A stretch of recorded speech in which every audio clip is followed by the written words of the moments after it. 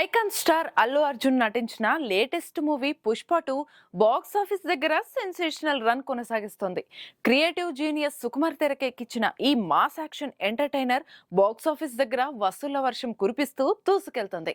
South north అంటూ తేడా లేకుండా ఈ మూవీకి అదిరిపోయే కలెక్షన్స్ వస్తున్నాయి.